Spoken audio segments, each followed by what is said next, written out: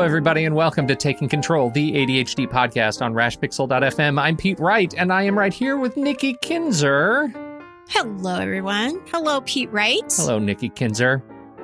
I was working on a clever intro for this one, something where I was going to pound my fist and throw a little bit of a tantrum. That you didn't want to do the podcast, like I can't make you do it. Yeah, no, you can't make me. And then I realized that's too much like my kids. I can't bury myself in the part. No. We're talking about resistance, the you can't make me resistance and ADHD, which is something that I bet our community has experienced. I know they've experienced. Before we do that, head over to takecontroladhd.com and get to know us a little bit better. You can listen to the show right there on the website or subscribe to our mailing list, and we'll send you an email each time a new episode is released. Of course, you can connect with us on Twitter or Facebook at TakeControlADHD. This show is brought to you by you, the supporters and members of the ADHD podcast community at patreon.com/the ADHD podcast. If this show has ever touched you, if it's ever helped make your life better with ADHD, we appreciate it if you consider visiting patreon.com/the ADHD podcast and throw us a couple of bucks. That contribution helps us to make the show better, to grow what we're able to do, to add new features to the show, to reach new people who need support when they need it. Patreon.com/the ADHD podcast to learn more. Thanks, everybody.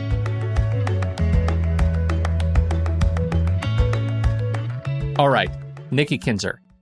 Here's the question. I'll take this question on. You're gonna take it? Oh, good. Uh-huh. Oh, I'm very excited. All right. Because it came from actually it's come from a couple of members of my coaching groups in different ways. So basically the question came out, can we talk about resistance? You know, you need to do something, but you don't want to do it. And then you end up avoiding it. And then your inner brat kind of comes in and says, you know what? You can't make me do this. Yeah.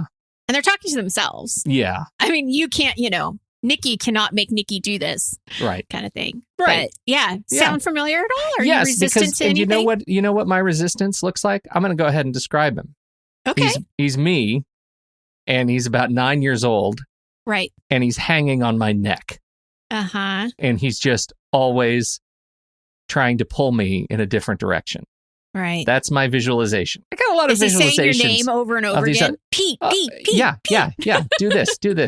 You can't do that. You can't make me do that. You cannot make me do that. And he's just, it's the worst. It's the worst. Yes. That's my little visualization of the you can't make me do that resistance. And it's resistance that, if I have to write something, he'll sit on the keyboard. You know what I mean? Like I'll have my hands and then my fingers won't move. Why? Because there's a 10-year-old sitting on them, smashing my fingers down on the keyboard. It's a good visual. Yeah, it's terrible. He's a jerk. He is. He really is a jerk. Yeah. Yeah. All he eats is marshmallows and maple syrup. It's just, he's like Elf. Yes, he's like Elf. He is exactly totally like an elf. He's a Peter elf. Oh my gosh. That's awesome. He actually, yes, he's 10-year-old me and he has the beard. That's great. That's even creepier. Mm-hmm. Wow. Mm-hmm. I have all kinds of visuals of your little 10-year-old self. That's good. Let's move on from that. Okay, let's move on. So right. the official topic here, though, is resistance, right? How does resistance manifest in the ADHD brain? Well, it does a lot in a lot of different ways. And, the formal definition, I was interested to see what the formal definition of resistance is. It's the refusal to accept or comply with something, the attempt to prevent something by action or argument. So it already sounds like it wants to fight, doesn't it? It's very aggressive. Really aggressive. So this isn't even just about avoiding. This is just like, no, I don't want to do it. So there's different reasons why ADDers may feel resistant towards things. I'm just going to share with you some of the ones that I've seen more commonly than not is once you say you're going to do something, you no longer want to do it. That's true. Right? The best way to actually get something done is not talk about it to anybody. Is not to talk about it, because as soon as you put it on your to-do list, and then all of a sudden it becomes something you don't want to do or don't care about. So there could be, with coaching and some questions that you're going to be asked here soon, there could be some kind of underlying fear there that's making you not want to do it. So that's something to explore. Yeah. Just don't feel like doing it. So, it was shiny. It was a shiny object at first, and now it's just not as exciting. And so I've lost motivation, and you just don't feel like doing it anymore. It just doesn't look good, right? It's not tasty. Right. Procrastination, of course, is going to come into play when it comes to resistance, because you're avoiding to make or to take any action. Mm-hmm. But you also could be overwhelmed. You could be underestimating the amount of time it's going to take you to do something. Or the complexity of it. Exactly. It doesn't want to be, you just don't want to be told. The ADHD doesn't want to be told what to do or how to do it or when to do it. So you need structure, but you don't like structure. So it helps you, but it's like, but man, I don't want to live that way. I had this conversation with my wife when we first got married, and we decided to have this kind of table stakes in our communication when we needed the other to do something, that you can tell me either what to do or how to do it, but not both. And that's kind of what ADHD is, what you're fighting against, right? Quit telling me what to do and quit telling me how to do it. Okay, so this is a completely side note, but last week we were talking about relationships and communication. And that is, you just hit the nail on the head, is that when you look at a couple, you have two different ways of doing things, and neither one is really accepting the other way. Mm-hmm. Right? So that's where a lot of the conflict can go. So when you're saying you can't do both. Yeah. Well, of course not, because then you're being told what to do, and that your way is the wrong way. Yeah, so your defenses are going to come. They go way up. Yeah, for sure. Yeah. And then I would say that resistance, part of it is too going back to fear. Is there something bigger that's holding you back? What are your limiting beliefs around this thing that you're trying to do? And there's a lot of different situations where you might find yourself resistant. Mm-hmm. Where I find it in group coaching is just setting goals, like setting that focus for the week is, I hear some people resisting that because, again, they're afraid that if they say they're going to do it, they're going to lose interest and not want to do it. Yeah. And then is there a fallout for not doing it and then coming back to the accountability group saying that I didn't do it? Yeah. So there's a lot of things kind of going on in their mind. Planning the week ahead. I can't tell you the resistance that I get from people who are trying to do weekly or daily reviews. Mm-hmm. And if we were to dig into it, it probably could be a number of things, but it could be that they have made the system too complex. Again, there's just a lot of things in there that could be going on. Trying something new. You might feel resistant on trying a new strategy or a new system because in your mind, this record player has been going off about, well, why are you going to try doing something new when it didn't work before? And again, It's all these beliefs that kind of come up to the surface that you may not even know are is happening. Common phrases or excuses that you might say is you're too busy, you're too tired, it's too boring. Again, the procrastination, I'll do it tomorrow. And you might have the best intention to do it tomorrow, but you're not doing it.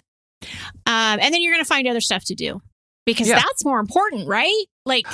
Well, yeah, as soon as you have anything that is even mildly more palatable than the thing that you have to do, you're going to do that, right? Right. That's absolutely. Just make sure that you always have a list of really terrible stuff on the list that's always worse than the thing you have to do. And then you're okay, right? Right. By all logic, you've got it all makes sense. That's a plan.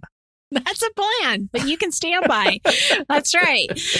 Well, okay. So one thing I do want to talk about is kind of the connection with ADHD.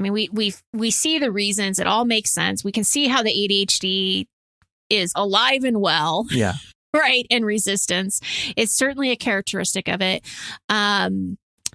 And again, it could be a lot of different reasons why, the limiting beliefs, all of this stuff, but it definitely takes a hit on your self-esteem and stops you from doing anything that you need to do or have to do. And so the question is, we want to accept this part of the ADHD, but now what? How do you work with this? How do you get past it? Right. And I'm going to have you do an exercise with me. So anyone that's listening, and I hope someone's listening, because that would be sad if no one was listening. So anyone who wants to do this exercise, you can do it now while you're listening to us, or pause us and get a piece of paper or whatever. But I'm going to ask you some questions about what's going on with something that you're resisting right now. But before we do that, I didn't put this in my notes, but I think it's important that we talk about some of these things maybe you don't need to do. Maybe you are putting a lot of pressure on yourself. And if it's a should, right? We've talked about that word should before. Don't should on yourself. Yeah. I mean, we have to evaluate, if you're resisting something, is it really important for you to do? And what's the reason? So anyway, I just wanted to kind of put that out, because not everything that you're resisting has to be done. I mean, we do have to kind of look at the context, right? Okay, you ready to do an exercise? Yeah, I'm trying to think of something I'm resisting right now, and my brain's a little that's cloudy. The first thing. Yeah. Is to identify something that you're resisting. Oh, so that's step one. Okay, identify something you're resisting. Good. Yep. So just one thing, not several, just one thing.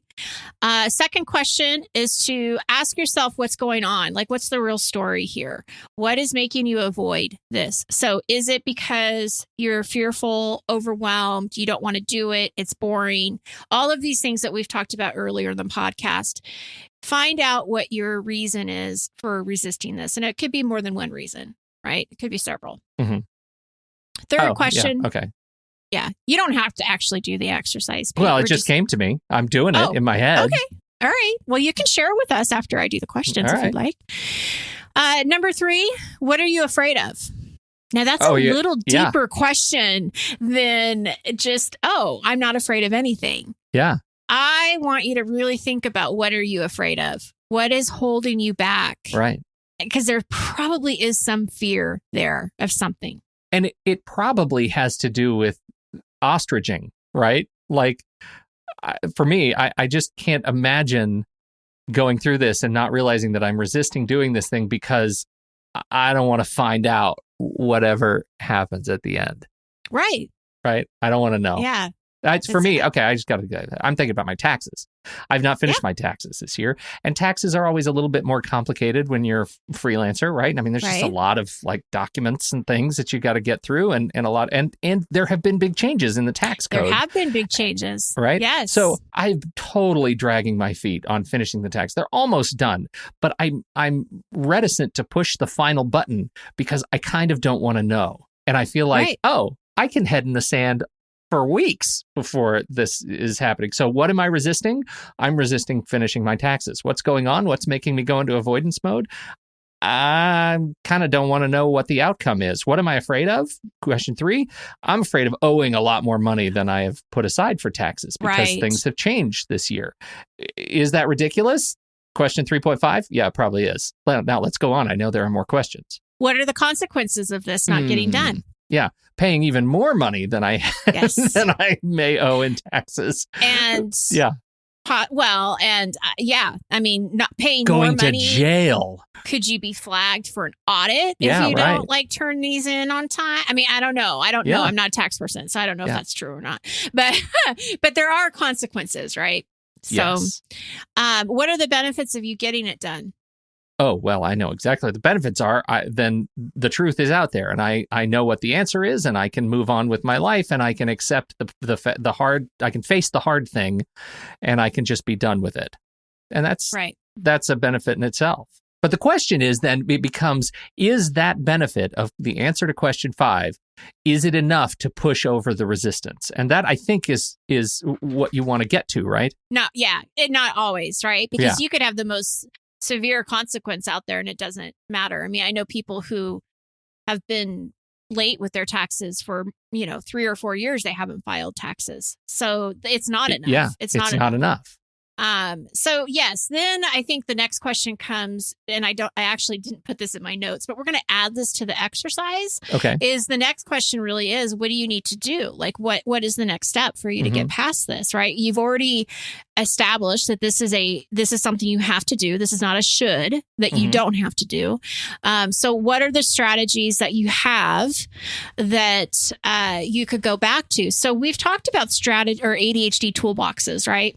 Yes. A way, we want to put strategies that work or ones that you're interested in trying. We want to put them together. We want to put them in one place. So if you don't have a toolbox, you want to try to start building one, because this is the exact time that you would want to go back to that toolbox and think, okay, what can I do to get past this? Because I really want to get past this. And I think it starts with your limiting beliefs, about this task.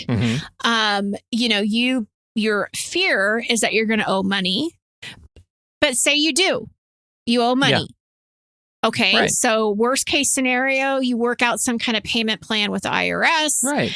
And you're going to pay it. So it's really not that bad, So that's the thing, is you have to kind of identify what are you believing about this and how do you work through that. Now, some things are going to be a lot more complex than that. I mean, we know that.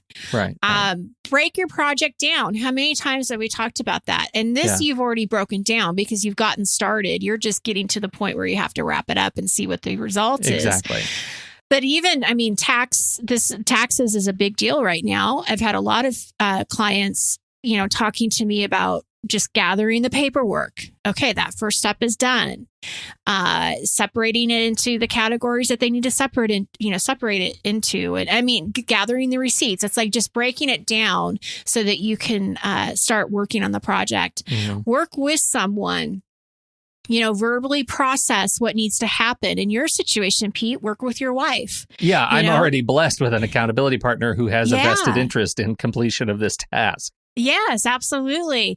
But, just verbally processing and having a partner with you makes a big difference, right? Yeah.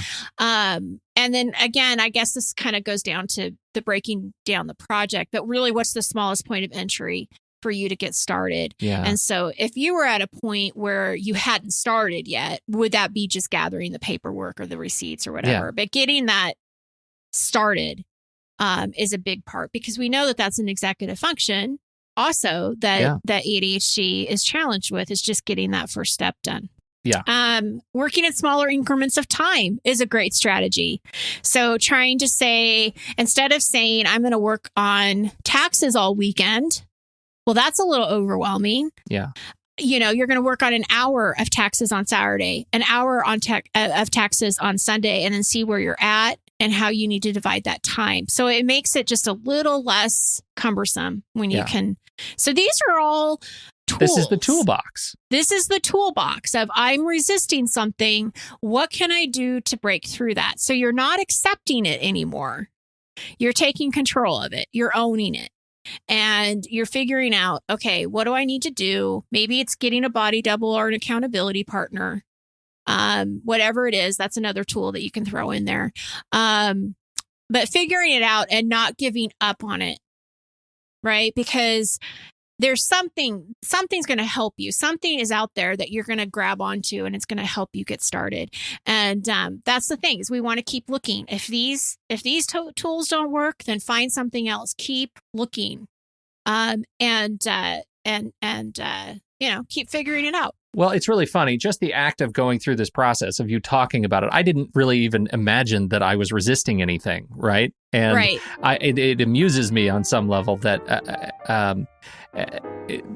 I didn't catch that I was resisting finishing my taxes until we started talking about the specific constituent elements of resistance. I realized, I'm totally resisting this thing. I'm absolutely existing in a state of at least a slow burn fear over what a possible outcome is. Absolutely. And I think that is part of the benefit of the exercise. The fact that you go through the exercise will allow you to uncover some things that fit that mold in your life that maybe you don't even know you are subtly, insidiously resisting. Our job is done. Power pose. Power pose. Yeah. Yes. Thank you, everybody. Yeah, you're fantastic. Thank you for downloading and listening to this show. We certainly appreciate your time and your attention. On behalf of Nikki Kinzer, I'm Pete Wright. We'll catch you next time right here on Taking Control, the ADHD podcast.